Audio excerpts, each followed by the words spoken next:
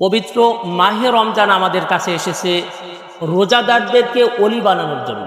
সম্মানিত হাজিরিন, মহান আল্লাহ রব্বুল আলামিন পবিত্র কালামুল্লাহ শরীফের মধ্যে ঘোষণা করে দিয়েছেন, ইয়া আইয়ুহাল্লাযীনা আমানু কুতিবা আলাইকুমুস সিয়ামু কামা কুতিবা আলাল্লাযীনা মিন ক্বাবলিকুম লাআল্লাকুম তাত্তাকুন।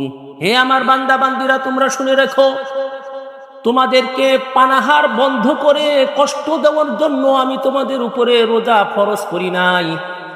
তোমাদের উপরে এই জন্যই রোজা ফরজ করেছি, তোমাদের পূর্ববর্তী যে মানুষগুলো বান্দাগুলো আমি দুনিয়াতে সৃষ্টি করেছিলাম তাদের উপরেও রোজা যেই কারণে ফরজ ছিল তোমাদের উপরেও ঠিক সেই কারণেই ফরজ। আর অত্যন্ত গুরুত্বপূর্ণ কারণটি তোমার জেনে রাখা দরকার, তা হলো তোমাকে আমি ওলি বানাতে চাই। সুবহানাল্লাহ। যদি কোনো বান্দা বান্দি মহান আল্লাহ তাআলার ওলির দরজা লাভ করতে চায়, তাহলে এই ব্যক্তির আমলের মধ্যে সর্বোত্তম আমল ওলি হওয়ার জন্য যেটা তাকে সাপোর্ট করবে, সহযোগিতা করবে, সেটার নাম হলো সিয়াম। আমি এই সিয়ামের মাধ্যমে, রোজার মাধ্যমে তোমাদেরকে ওলি বানাতে চাই। সম্মানিত হাজিরিন, প্রিয় বন্ধু আমার, দুঃখজনক বিষয় হলেও সত্য, কতবার রোজা আমাদের মাঝখান থেকে বিদায় হয়ে চলে গেল, কিন্তু এখন পর্যন্ত আমরা ওলি হতে পারলাম না। তার কারণ কি?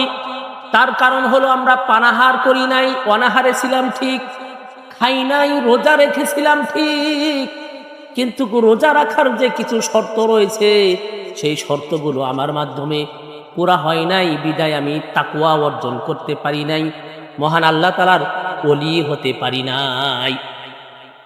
প্রিয় হাজিরিন, রাসূল আকরাম সাল্লাল্লাহু আলাইহি ওয়াসাল্লাম স্পষ্ট ভাবে রোজাদার বান্দা বান্দীদেরকে বলে দিয়েছেন, হে আমার প্রিয়তম উম্মতেরা, তোমরা শুনে রাখো, তুমি যদি রোজার মাধ্যমে ওলি হতে চাও, 6টি শর্ত মেনটেন করে যদি তুমি রোজা রাখতে পারো, তাহলে তুমি মহান আল্লাহ তাআলার ওলি হয়ে যেতে পারবে। সুবহানাল্লাহ। গুরুত্বপূর্ণ সেই 6টি শর্ত, প্রিয় ভাইয়েরা আমার, রোজাদার বন্ধুরা আমার, আপনাকে শুনতে হবে, শোনার পরে আপনাকে তৎ অনুযায়ী আমল করতে হবে। তাহলে শুধু পানাহার বন্ধ রেখে অনাহারে কষ্ট করবেন না, বরঞ্চ 30 রোজা, এই রমজান মাসের রোজাগুলো দিয়েই আপনি আল্লাহর ওলির নৈকট্য লাভ করতে পারবেন। সুবহানাল্লাহ। 1 নম্বর শর্ত হলো আপনার চক্ষুকে হেফাজত করতে হবে, আপনার দৃষ্টি হেফাজত করতে হবে। জায়গায় জায়গায় কুপাত্রে অপাত্রে আপনাকে নজর দেওয়া যাবে না। যে সমস্ত বিষয়গুলো মহান আল্লাহ তাআলা হারাম করেছেন, এই হারামের দিকে দৃষ্টিপাত করা যাবে না। প্রিয় বন্ধু, যুবক ভাইয়েরা আমার, যুবক ভাইদের প্রতি আমার ছোট্ট নসিহত, যারা সারাদিন রোজা রাখার পরে রাতের বেলা টিকটক দেখো,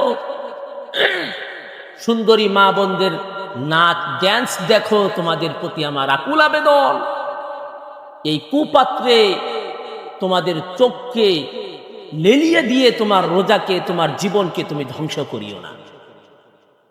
1 নম্বর শর্ত হলো, প্রিয় ভাইয়েরা আমার, সেই শর্ত মেনটেন করতে পারলে আপনার রোজা কিন্তু রোজার মতো হবে, সিয়ামের মতো হবে। আর ওলি হওয়ার জন্য আপনি একটি শর্ত পূরণ করলেন, তা হলো চক্ষুকে হেফাজত করতে হবে, নজর হেফাজত করতে হবে, কুপাত্রে অপাত্রে অপবিত্র স্থানে আপনাকে দৃষ্টিপাত করা কিন্তু যাবে না। 2 নম্বর শর্ত হলো জবানের হেফাজত করতে হবে। যে সমস্ত কথা বলার কারণে আপনার ঈমান চলে যায়, যে সমস্ত কথা বলার কারণে আপনার উপরে গজব চলে আসে, যে সমস্ত বার্তা বলার কারণে আপনি হারাম করেন, মিথ্যা বলেন, হিংসা করেন, গীবত করেন, এই সমস্ত বার্তা, এই সমস্ত কথা আপনাকে বন্ধ করতে হবে, অর্থাৎ জবানের কিন্তু হেফাজত করতে হবে। প্রিয় মুসলমান ভাইয়েরা আমার, শুধু রোজা থেকে পানাহার বন্ধ করে কষ্ট করলেই কিন্তু হবে না। এই রোজা পূর্ণ স্থানে যদি পৌঁছাইতে চান, রোজার ফলাফল যদি পেতে চান, তাকওয়া অর্জন করতে চান, মহান আল্লাহ তাআলার ওলি হতে চান, তাহলে এই সমস্ত শর্তগুলো আপনাকে পালন করতে হবে। তৃতীয় নম্বর শর্ত হলো, প্রিয় রোজাদার ভাই বোনেরা, খুব ভালো করে শুনতে হবে, তা হলো কানের হেফাজত করতে হবে।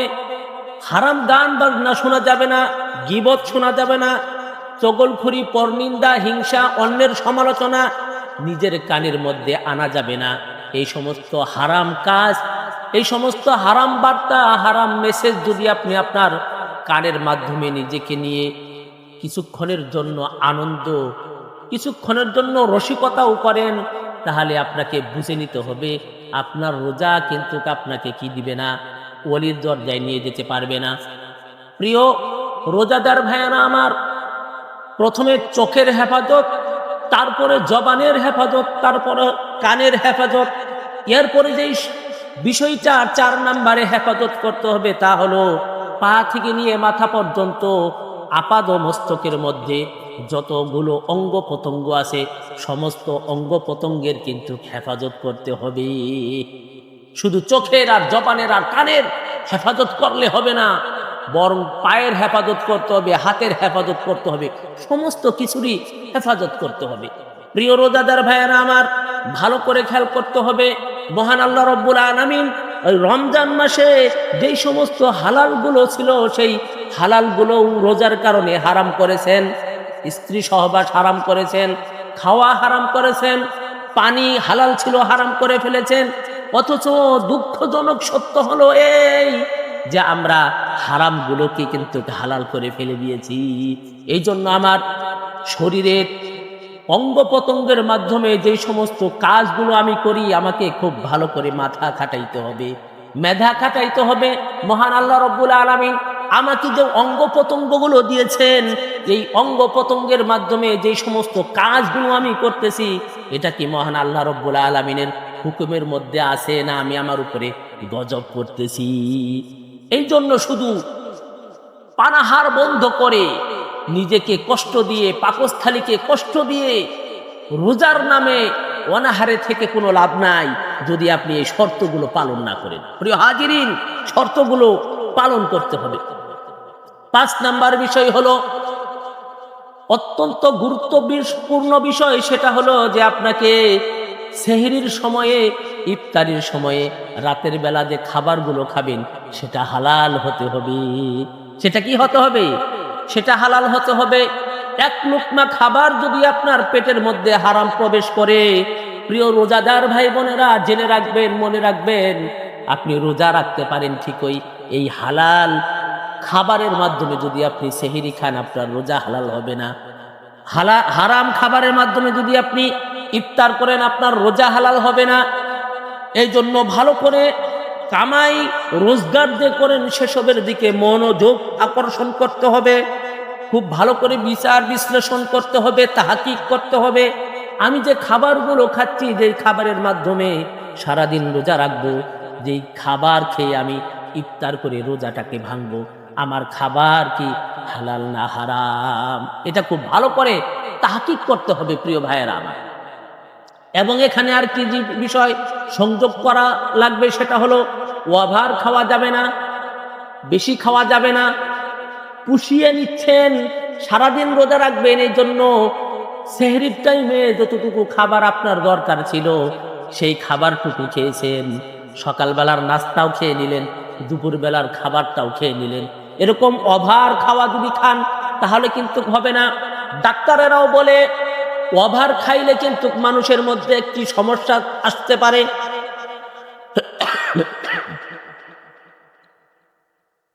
ওভারলোড কিন্তু করা যাবে না। প্রিয় হাজিরিন, আপনার যদি এমন হয় যে সারাদিনে আপনি 3 লিটার খাবার খান, আর অথচ রমজান মাসে আপনি কি করেন, সন্ধ্যার সময়, ইফতারির সময় তখনই 2 লিটার খান, ইফতারির পরে, তারাবির পরে আরো 1 লিটার খান, 3 লিটার হয়ে গেল।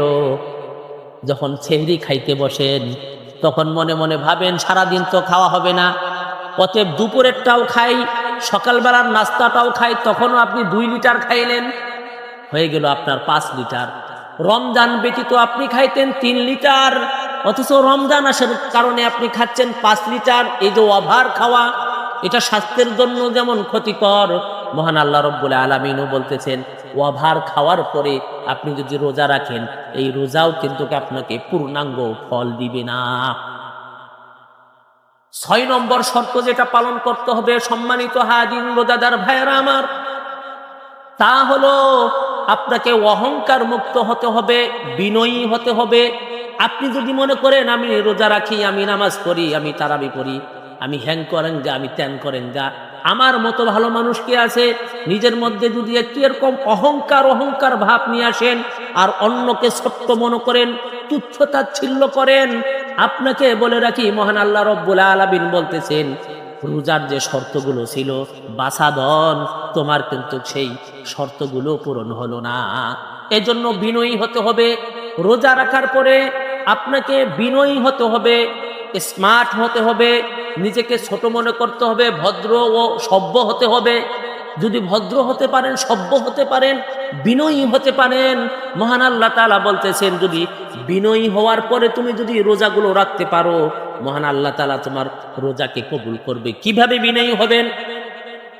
খুবই মনের মধ্যে রোজা রাখার পরে ভয় আনতে হবে, ইফতার করার সময় ভয় আনতে হবে, আয় আল্লাহ সারাদিন তো আমি রোজা রেখেছিলাম ঠিকই, আহারে আপনার প্রিয়তম বান্দারা সুন্দরভাবে রোজা রেখেছে, সেই রোজাগুলো হয়তোবা আপনি কবুল করে নিয়েছেন, আমি অধম, আমি রোজা যেমন ভাবে আপনি চেয়েছিলেন, যেমন ভাবে রাখার দরকার ছিল তেমন ভাবে রাখতে পারি নাই, আয় আল্লাহ তারপরও আপনি আমার রোজাটাকে কবুল করে নেন, আমাকে ফিরাইয়া দিয়েন না, আমার ভুলগুলো আপনি ক্ষমা করে দেন। এভাবে আপনাকে বিনয়ী হতে হবে, আপনার রোজাকে নিয়ে আপনাকে ভয়ে থাকতে হবে যে যেভাবে রোজা রাখার দরকার ছিল হয়তোবা সেভাবে আমি রোজা রাখতে পারলাম না, মহান আল্লাহ তাআলা, হে আল্লাহ আপনি আমাকে মাফ করে দেন। প্রিয় উপস্থিতি, সম্মানিত হাজিরিন, পবিত্র মাহে রমজানের প্রত্যেকটা রোজা, প্রত্যেকটা দিন যদি আপনি এই 6টি শর্ত মেনটেন করে রোজা রাখতে পারেন, আল্লাহর রাসূল বলতেছেন তোমার রোজা কবুল হয়ে যাবে। শুধুমাত্র একটি মাস, শুধুমাত্র 30টা রোজার কারণ তুমি ওলি হতে পারবে। সুবহানাল্লাহ, তুমি 30টা রোজার কারণে তুমি মুত্তাকি হতে পারবে, তাকওয়া হতে পারবে। লাআল্লাকুম মুত্তাকুন, মহান আল্লাহ তাআলা যে বলেছেন যে মুত্তাকি বানানোর জন্য আমি রমজান মাস সৃষ্টি করেছি, তোমাদের জন্য রোজা ফরজ করেছি। এই 6টি শর্ত মেনটেন করে যদি কোনো ব্যক্তি রোজা রাখতে পারে, মহান আল্লাহ তাআলা তার রোজাগুলোকে কবুল করে নিবেন।